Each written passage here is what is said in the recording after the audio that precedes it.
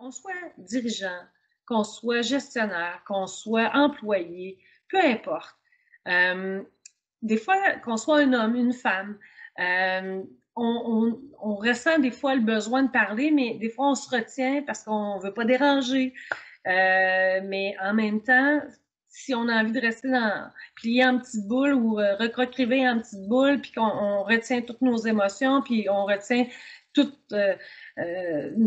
comment on se sent par rapport à la réintégration au travail, comment on se sent dans l'organisation, plus des fois on doit choisir aussi les personnes avec qui on peut parler, avec qui on se sent à l'aise, avec qui on se sent confortable. Mais des fois, on ne veut pas nécessairement que ça transparaisse dans notre vie d'équipe de travail.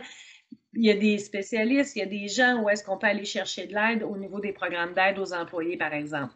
Donc, ça se peut qu'on ait plus de difficultés à gérer certains événements, certains éléments liés au retour au travail, mais ce n'est pas un signe de faiblesse. Des fois, les gens perçoivent aller chercher de l'aide comme étant un signe de faiblesse, un signe de j'ai mis mes genoux à terre, donc c'est un sentiment d'échec et c'est un échec. Par exemple, ce que j'ai pas réussi à faire ou j'ai pas réussi à atteindre mes objectifs, j'ai pas réussi à performer comme j'aurais voulu et on se met beaucoup de pression, puis on a de la misère à gérer cette pression-là, puis on n'ose pas aller demander de l'aide.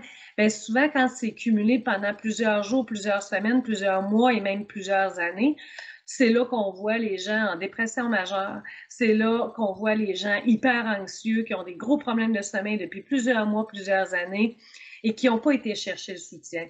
Donc, il y a des gens qui arrivent à des éléments suicidaires et je vous dirais que c'est pas là qu'on veut en arriver. Hein? Ce qu'on souhaite, c'est que les gens soient capables d'aller chercher de l'aide et d'être fiers d'aller chercher de l'aide parce que c'est un signe de courage. De oser demander de l'aide, c'est vraiment un signe de courage chez les gens et on s'en sort beaucoup plus grandi quand on va chercher une boîte à outils par rapport à ça.